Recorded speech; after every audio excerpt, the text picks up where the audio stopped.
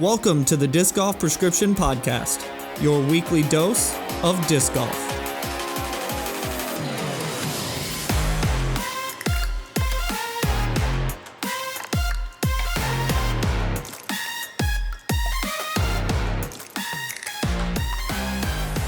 Hello, and welcome back to the Disc Golf Prescription Podcast. I'm your host, John Nicholson. Today, I have special guest, Mr. Scott Stokely with me. How are you doing today, Scott? I am doing fantastic. How are you doing? I'm doing great. So, you are actually the very first, not technically the very first interview, but the very first interview of the podcast being posted.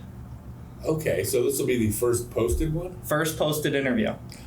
Amazing. Okay, well, I'll do everything I can to put as many eyes on it as possible. Well, that is very appreciated. I've done a little bit of talking to you before the podcast about what the podcast is about, and this is something I actually don't know about you, and I was very curious. What was your athletic background before disc golf? I grew up playing sports. I bowled competitively, and I played baseball competitively when I was younger. And I pretty quickly realized I wasn't going to play Major League Baseball, so there wasn't a future there. But also, I didn't want to grow up or live my life in a bowling alley. So disc golf is what clicked with me. So, but I grew up playing all different sports. That's awesome. So you bowled for a period of time. I did. That's awesome. I bowled in high school and for my first year of college very competitively, but then I felt very similarly about not wanting to spend my life in a bowling alley. So. Yeah, I mean, I love bowling. Professional bowlers are athletes. At the highest level, they're playing a different game than the best league bowlers even understand. That's a fact. Just for I'll go a little nerdy on it. If you're a very good league bowler, if you've never actually bowled on PBA oil patterns, you don't understand the game they're playing. Yes, it's a fact. Hard. Very, very hard. It's very hard. Different world. But anyway, so yeah, but disc golf is that's my life.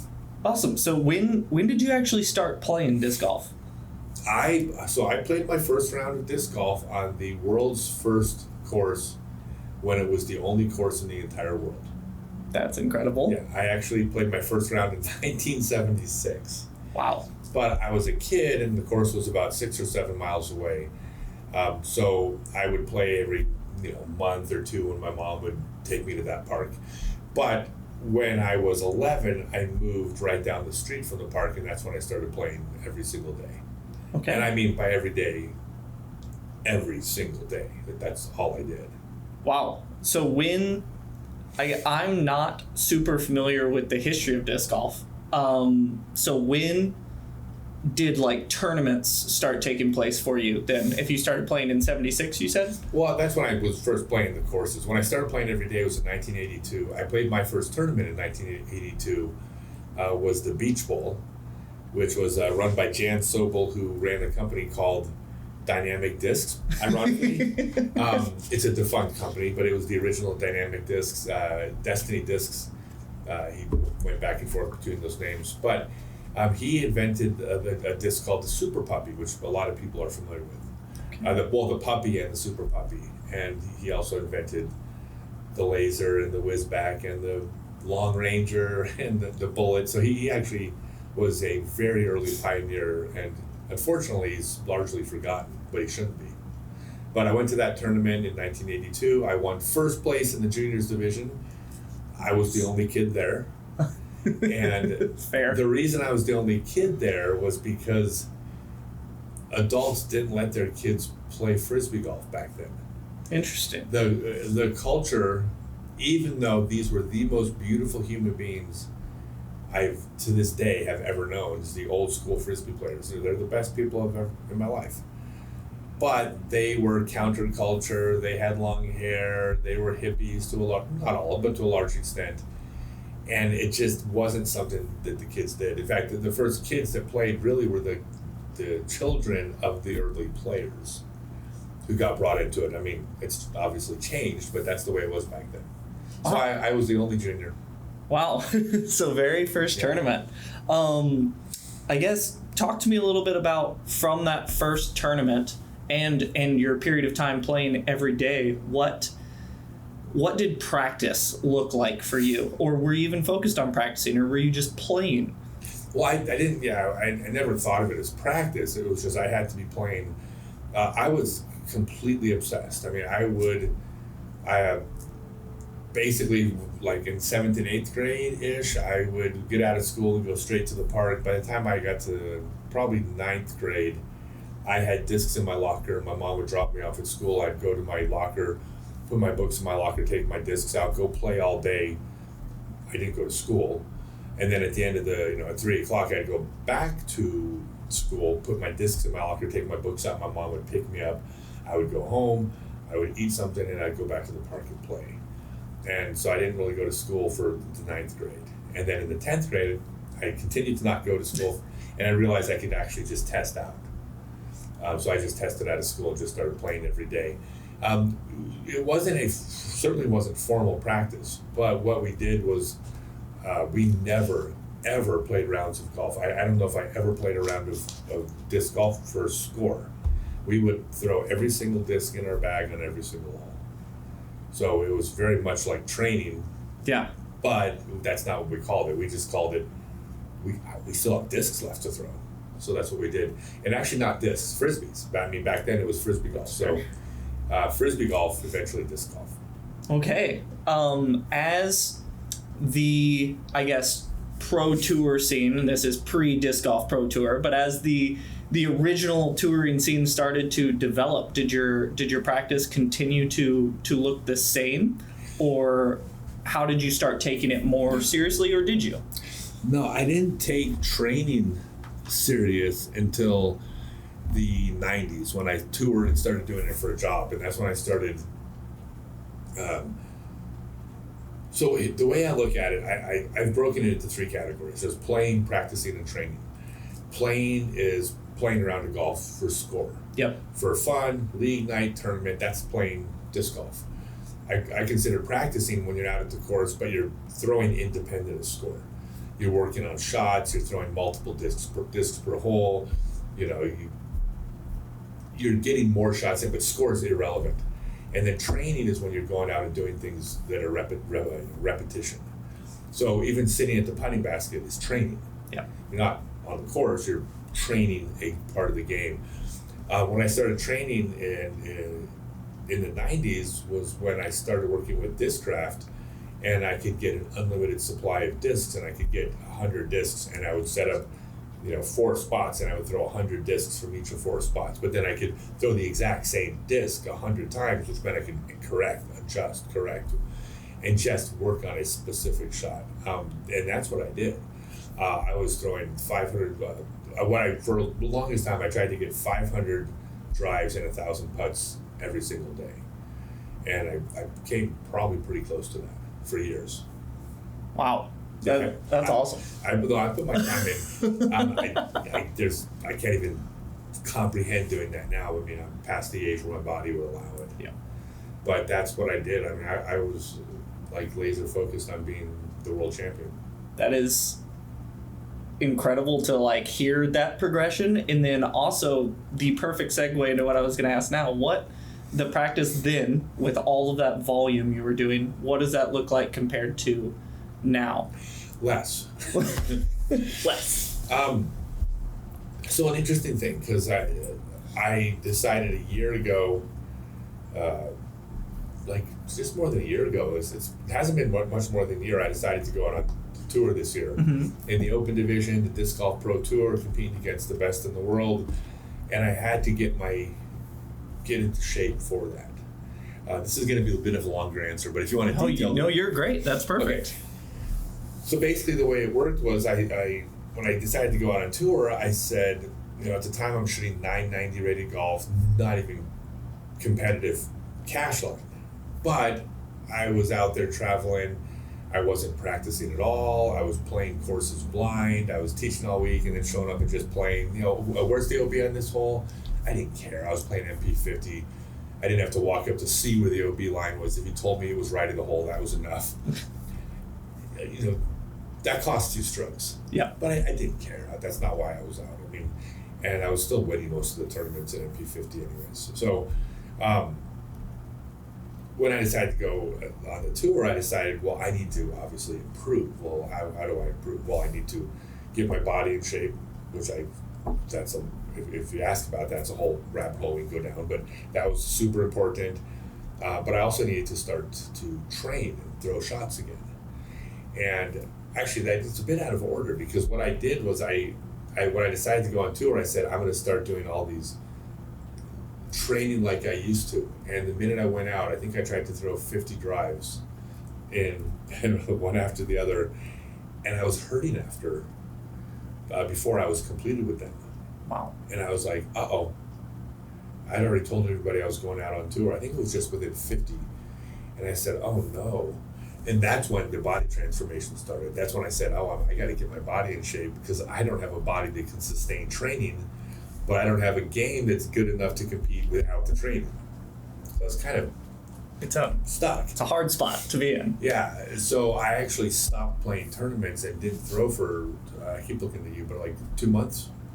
2 or 3 months, I didn't throw at all. And all I did is just diet and working out, just lifting weights, training. I worked with Disc Golf Strong, just transformed my body into the body that could sustain the training. So the purpose of it wasn't to play better, it was so I could train.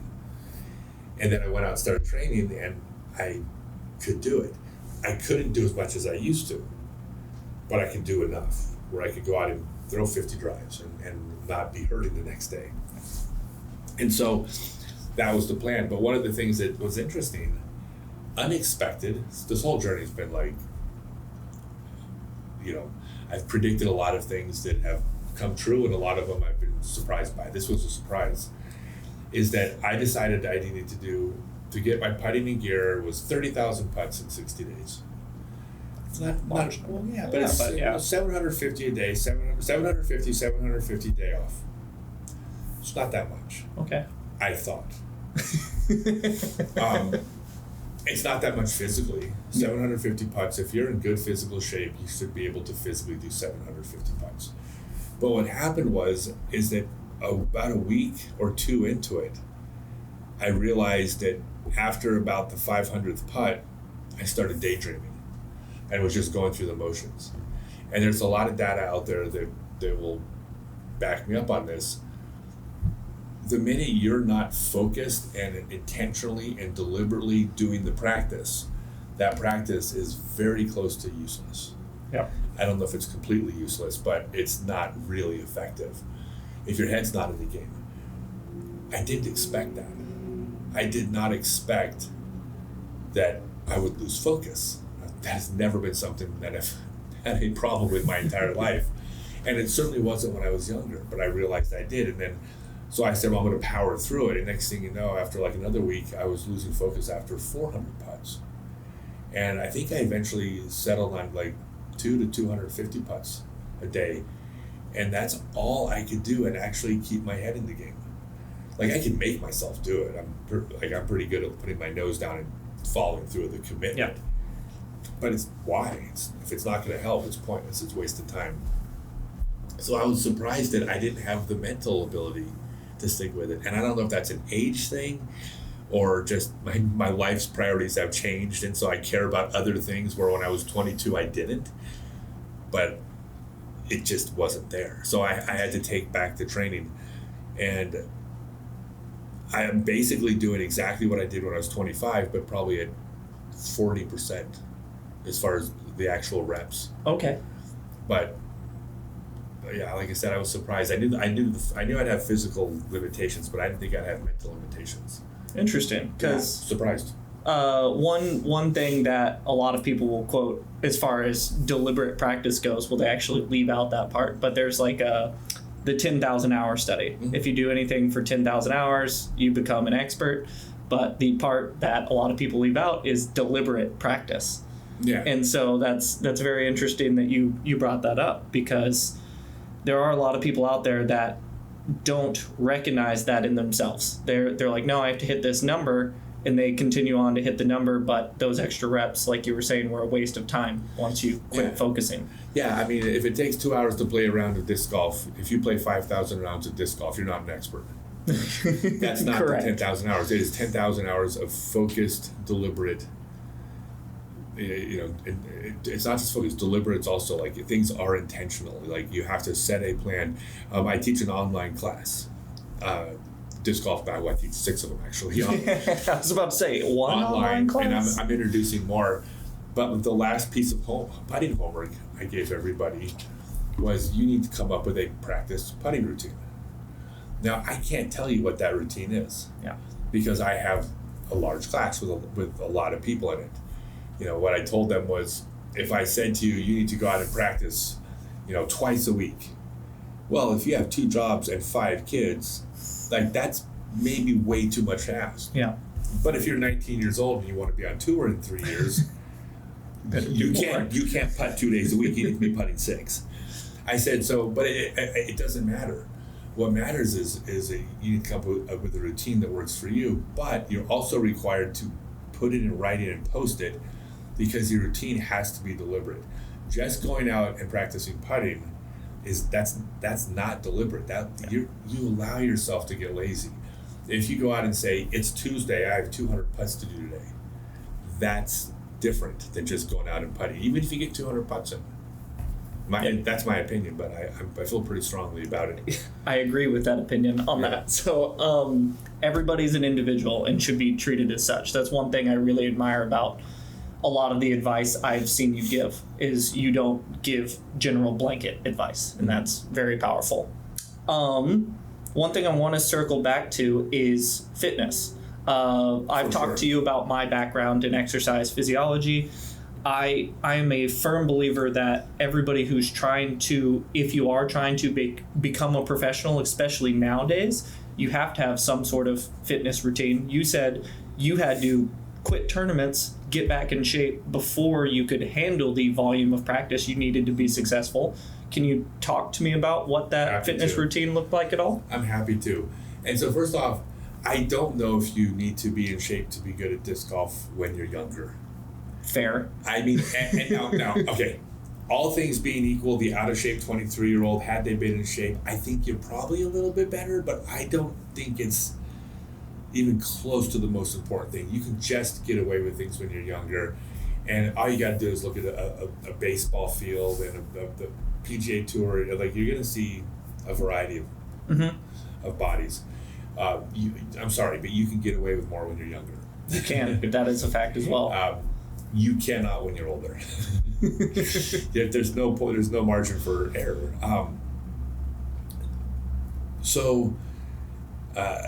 For me, okay, it starts with not having excess body fat.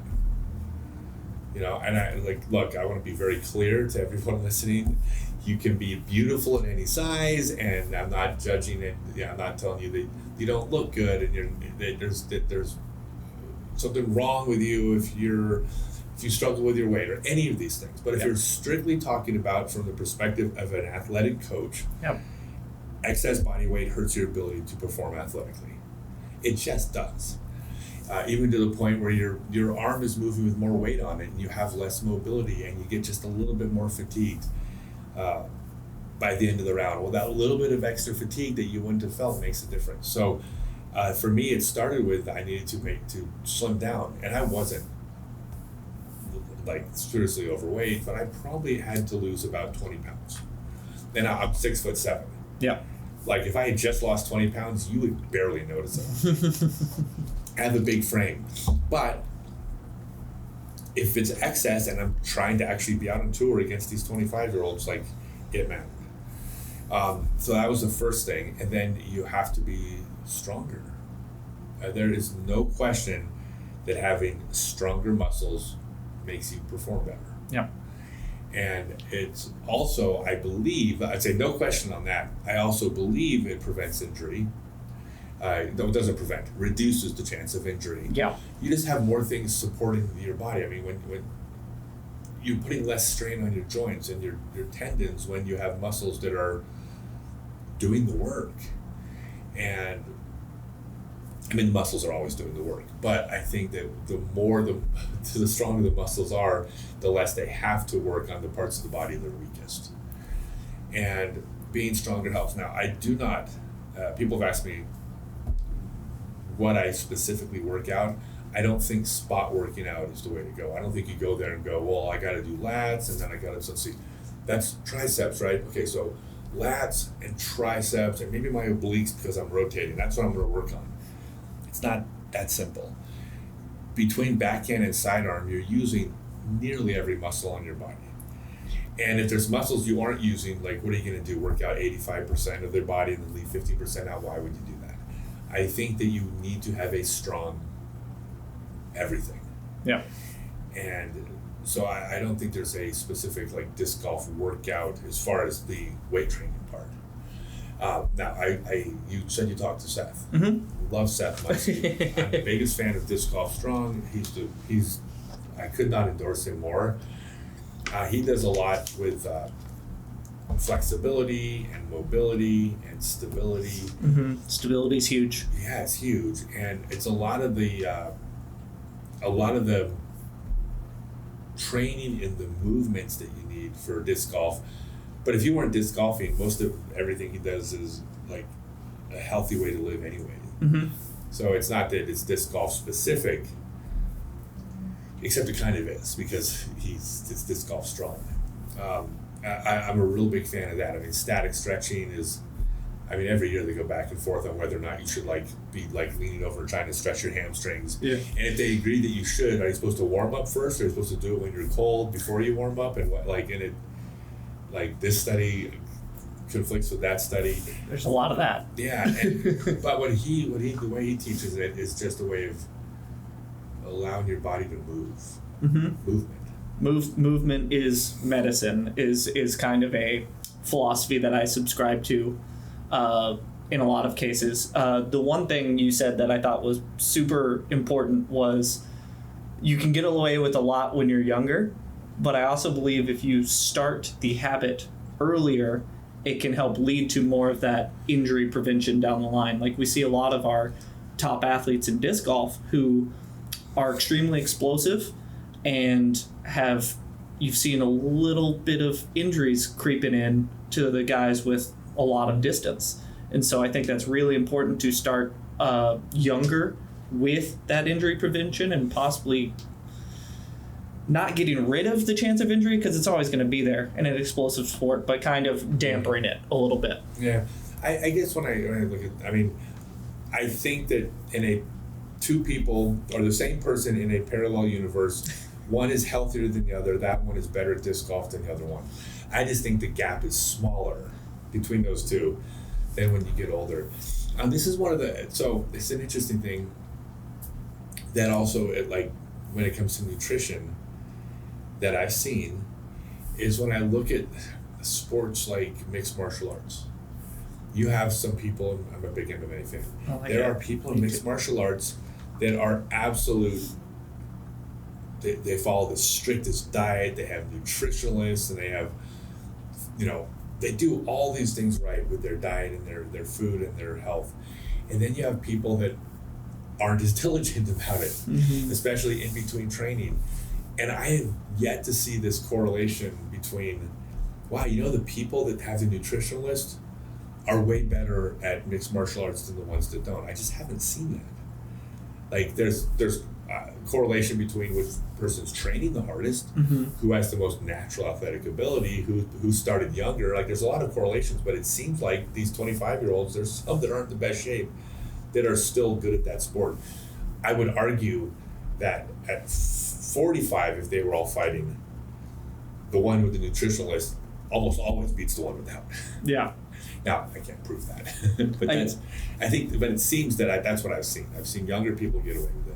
Interesting. Yeah, I've never thought about it that way, but it makes a whole lot of sense. I think that's perfect. You said people when they're younger get away with it. And yeah. I used to capitalize on getting away with it. And I'm just now getting to the point where I feel like I need to do a little bit extra.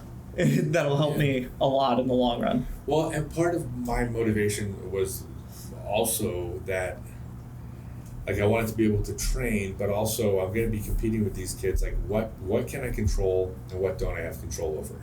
And the one thing I don't have control over is that they have youth. There's not a damn thing I can do about that. Father Time has never lost a sporting event. He has not. He Ever. wins. And so they've got youth on me. I cannot control that. I cannot control the fact that I don't throw as far as I used to. I still throw farther than the majority of people do, but I don't throw as far as I used to. So I can't control those things. I can't control even how much I train, in the sense that I can't train as much as I would like to. Mm-hmm. So what can I control? Well, I can go to the gym as often as I plan, right? I can do that. By the way, I can go through the motions at the gym, and whether or not I want to be there, whether or not I'm focused at the time, I'm still lifting the same amount of weight. That's not the same as practicing. Yeah. That's just like, oh God, the next hour and a half is gonna suck, but I'm here for a reason. I force myself to do it. So the things I can control, I control, and fitness is one of them. That's another really good thing for everybody at home. Control the things you can control. If you focus on just those things in disc golf, you will be so much better off mentally on the course. Oh, for sure. For sure. Switching gears a little bit, we discussed a lot of the interviews I'll be doing are with disc golf professionals who mainly are just, that's what they do. They're a disc golf athlete. You are a disc golf athlete, but you're also like a renowned instructor of disc golf. What would you recommend as far as people, obviously you have your own things, but people who are looking to get started, do you recommend they find somebody they like? How would you recommend somebody get started with instruction? So I don't want to turn this into plugging myself. You can plug yourself though if you would like. Well, I have a 6-month online class that's open to everybody. If you go to scottstokely.net, get on my mailing list, the next class is going to be opening up shortly. It's a 6-month class, 2 live sessions every single month, where you're also posting forum reviews. I have 5 paid trainers that work for me that I've trained in training that are in the groups doing forum reviews. I mean, it's really comprehensive and it's not expensive. So that is my plug. I'll also tell you though that you can always learn something from people that are better than you. There's always something there. If they're better than you, they got something that you want, you can go get that thing. And so you can find someone local, and let's suppose it's someone who's just been playing pro for a year and they've started doing lessons 3 months ago. They're not going to be that great at it. I wasn't great at it at that point. If you've been teaching for 3 months, you can't be good at teaching any more than if you've been playing for 3 months, you can't be good at playing. But you know more than the person that just started. You can absolutely take a private lesson or lessons from that person, and you can learn from them. Just don't shut down the potential of learning from other people as well. Because if they've been teaching for 3 months, super valuable, you'll get better working with them. But there's more knowledge to be gained also. Yeah. But I don't ever discourage anybody from reaching out to local coaches. I'm a firm believer that your local pro, go to the pro shop and ask them. Take a lesson. It's not going to hurt you. Yeah. It's going to help. I actually find it, so I didn't start all that long ago. I've told you I didn't start until 2017. Whenever I first started, I actively looked for local people that could help me because I wanted to get good as fast as possible. And that, even then, 5 years ago, wasn't available or wasn't readily available. It was hard to find. Now I see people posting all the time about lessons. It's kind of crazy that the professional sport has started getting so much better, and the instructional part of the game is catching up as well. Yeah, and all it is they're new also. I'm telling you, you find a 14-year-old kid who's like one of these really up and coming, they just turned pro at 14 years old. It's annoying because they're already 975 rated, and you're a 38-year-old homeowner. Take a lesson from this kid. You'll get better because of it. But again, you seek out information. Once you've got from them what you can learn from them, then keep trying to get knowledge elsewhere. You should always be trying to learn if you want to get better. I mean, for sure. And by the way, this is, not to wax too philosophic. Oh, you're good. But this is one of the greatest lessons in life that I tell everybody, and this is something that's a huge reason why I've been successful, not like in disc golf, but in life, financially, business, in every area, is that when someone has something I want, like, I don't envy them. I go to them. I want what you have. Show me how you did that. I've done that in every business I've ever run. I want that thing that you have. So, like, if someone putts well, and that's something you want, go figure out what they're doing. Make them help you. I love that. Be proactive. Be proactive in it. Even if they don't teach lessons, I want you to show me what you do. Well, I don't really do lessons. I'll pay you. Well, I don't really want to do it. I'll do it on your schedule. But go be proactive. Don't wait for them to come to you. Yeah. The worst thing they can say is no. Yeah. And if you don't try, it's a no anyway. Right. And and the worst case scenario, it doesn't help. Yeah. So what?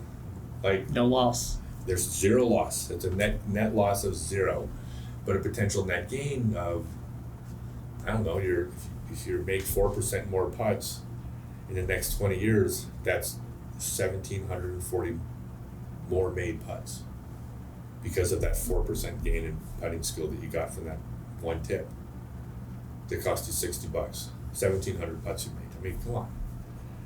I'd take that lesson any day. Yeah. I just made the numbers up. I was like, is that actual math we have going over here? No, but it's basically, it's kind of like Pascal's wager, like you have so much to gain and so little to lose by letting someone coach you.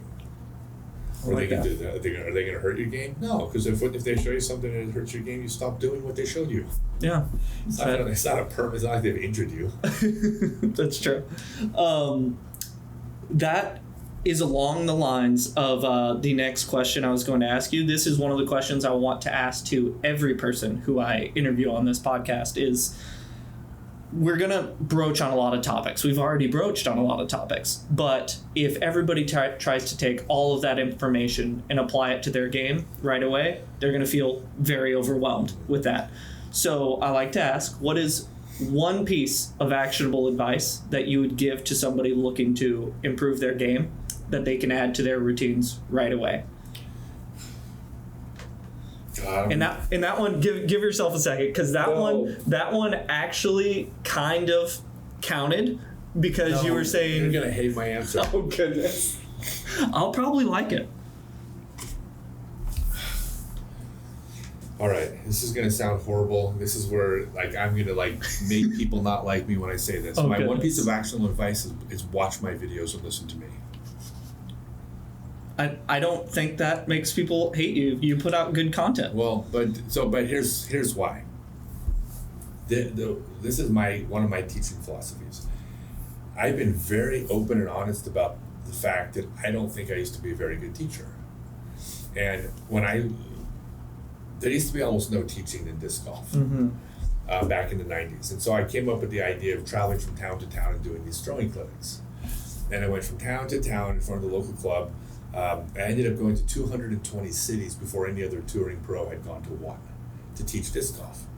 I have since then, a year ago, February, did my 500th clinic. Clinic is where I stand up in front of a whole club and do an hour or two teaching disc golf to a group of 20 to 80 people. I did my 500th clinic in Nashville. I wrote the first book on how to play disc golf. I released the first 3 instructional DVDs on how to disc golf.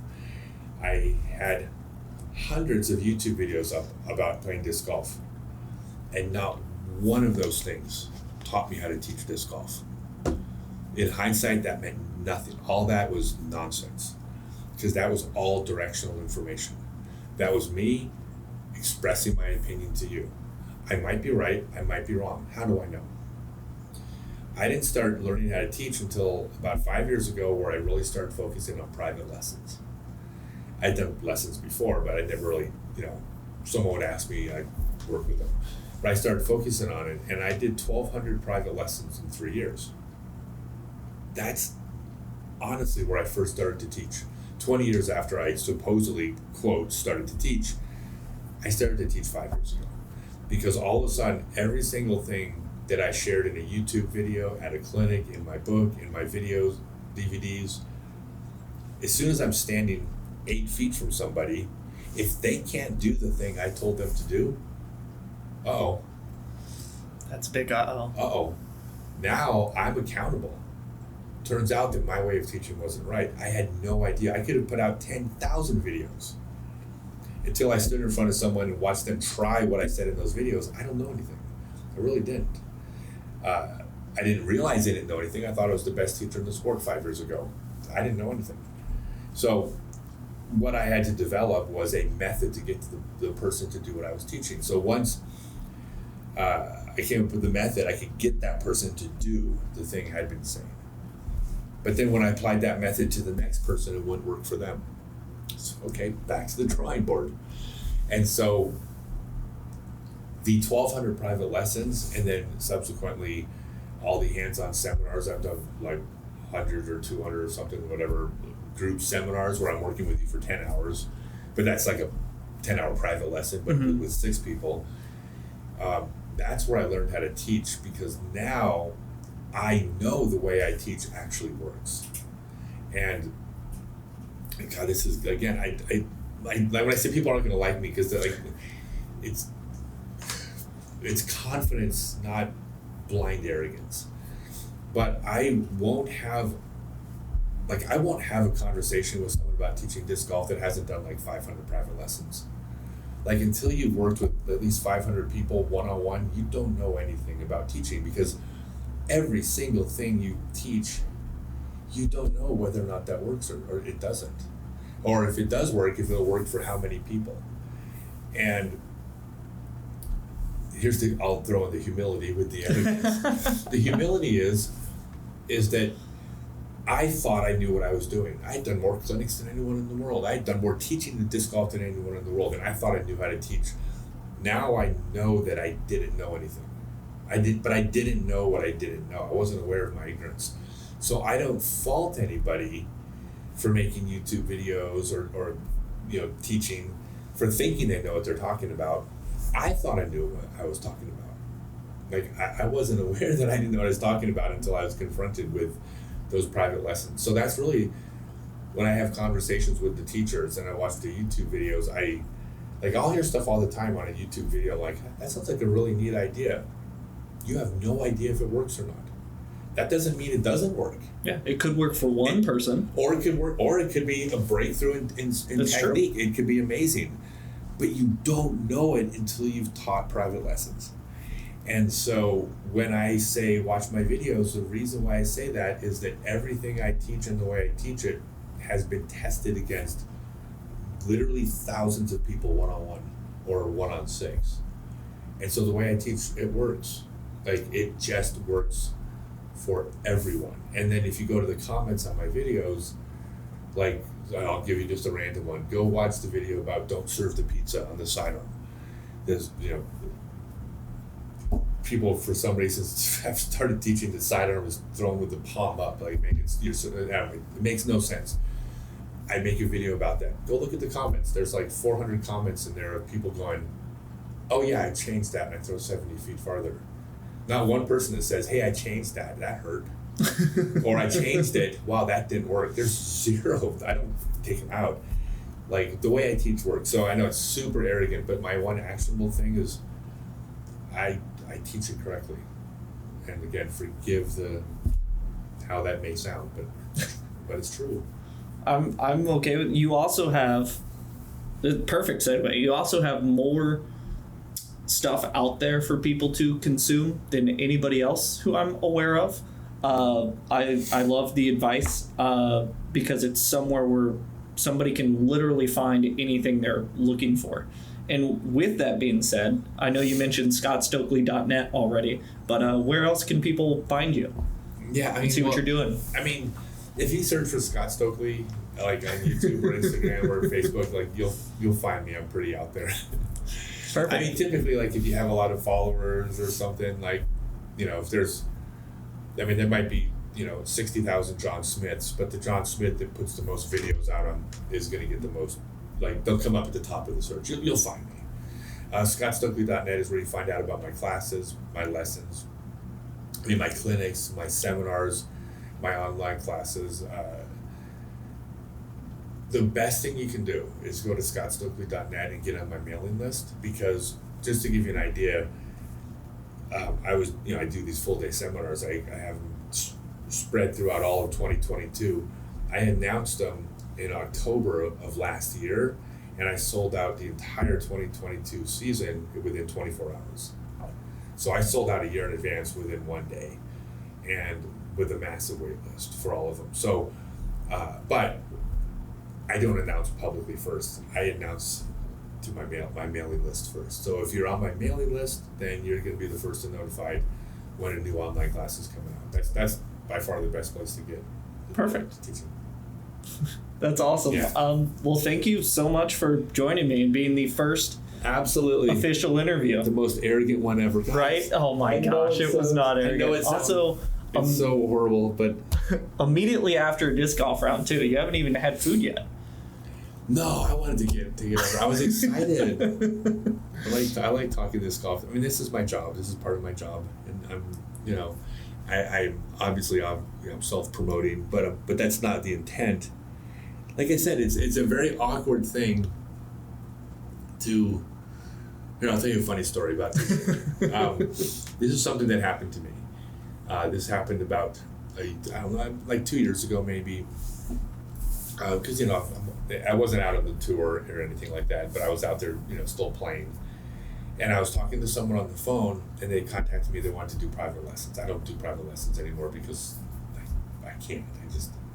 It doesn't scale. I can do group lessons and bigger stuff. But anyways, I was on the phone because I was doing private lessons, and he said to me, and you'll actually remember this, right?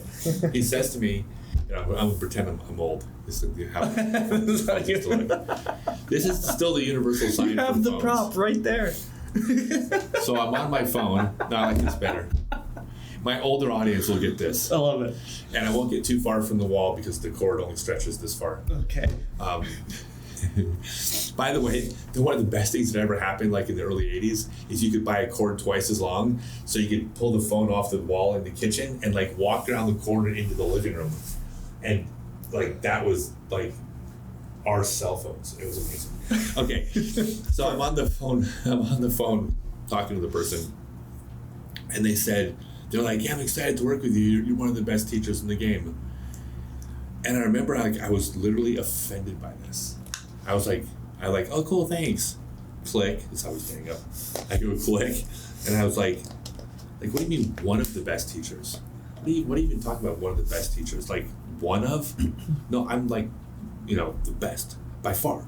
Like that's what I'm. By the way, it doesn't mean that's true. That's what I'm thinking. But at that moment, I realized that I'm actually just as competitive about this as I was about playing. But at the time, I'm like 51 years old, and I was playing MP50 tournaments. And I realized when I was just as competitive, when I started focusing on teaching, it was not, oh, I want to be a successful teacher. It's like, I want to be number one. I want to be the best. So like some of that, again, the feeling of arrogance comes from the fact that I do pride myself in, like, I eat, sleep, and drink disc golf throwing technique. I watch form videos. I watch pros throwing.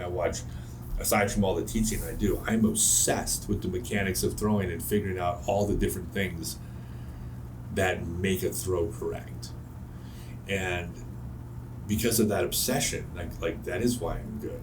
But that comes from being, I think, to some extent competitive still. Like I'm still competing against all the other teachers, even though I'm recommending people go see them. They're all good. Yeah.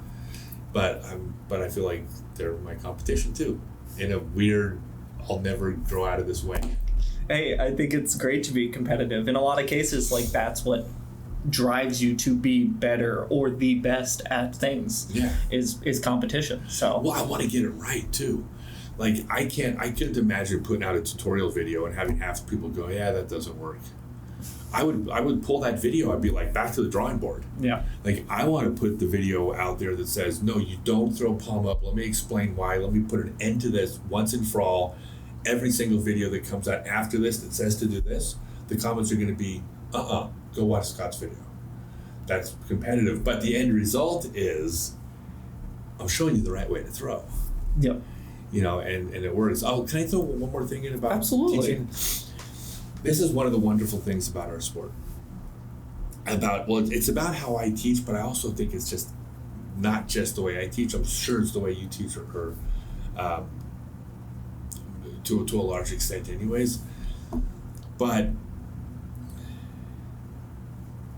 the correct way to throw, and this is a complete coincidence. This is something I've learned after decades of this. But the correct way to throw for power, for accuracy, and for consistency is identical to how you would throw if you were trying to have longevity, sustainability, and play injury-free.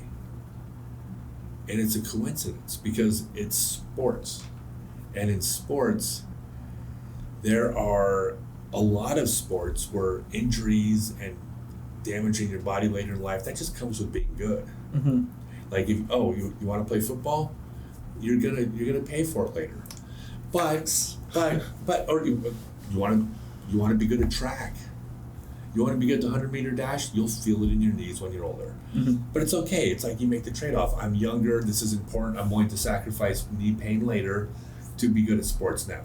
And I would have no problem teaching people, like none. I would have zero problem teaching people that, hey, if you want to throw far, this is how you're going to have to do it. Now, just be warned, you're going to feel this when you're 40. Or, you're going to, you're risking injury throwing this way. But this is how you play the best, and if you want to be the best, you have to sacrifice your body. I'd have no problem teaching that. Maybe that's like an old-fashioned 70s mindset, but I would have no problem. But I don't have to, because it turns out, definitely the way I teach, is that the correct way to throw for score is exactly how you would throw for not having injuries. And longevity, yeah. And longevity. It's all about your body moving the way the body's meant to move. And I think I'm the biggest testament to this. Like I'm the 53-year-old out here out throwing power-wise most of the players. Mm-hmm. Certainly sidearm. I throw farther sidearm than maybe anybody out on tour right now. If it's not everybody, it's all but 3 people. My arm doesn't hurt. You don't see any swelling in my arm. I just played the country club in Jones Supreme, and my arm doesn't hurt a lick. The correct way to throw shouldn't hurt. And so it's just this neat thing about disc golf that I wasn't aware of this when I was younger, but I've learned that correct form and correct biomechanics correlate 100%.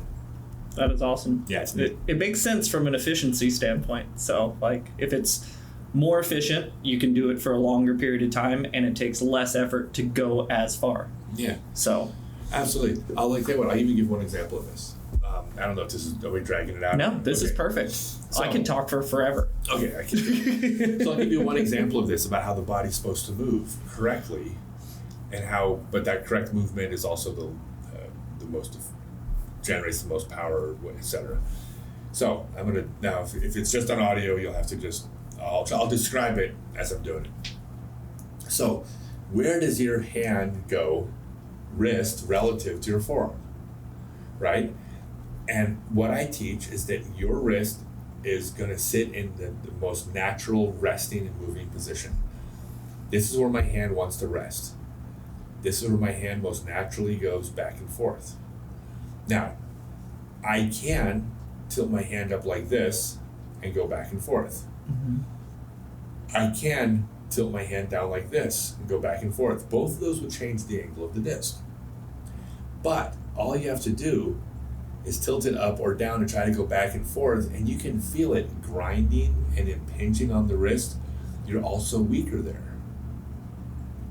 Now, if that was the only way to control the angle on the disc, I would say, suck it up. Sometimes you gotta throw hyzers, it's gonna hurt. I would. But instead, you put your wrist in its most natural moving position, which is also where you're going to have the most power. It's also going to cause the least amount of injuries. It's also going to be the most consistent because that's the default setting for your wrist. And by the way, you're going to change the angle at your waist. So therefore, that is where your hand is going to go relative to your forearm. And that's like an example. And the entire body moves that way. Every part of the body moves in this most natural, fluidly moving way.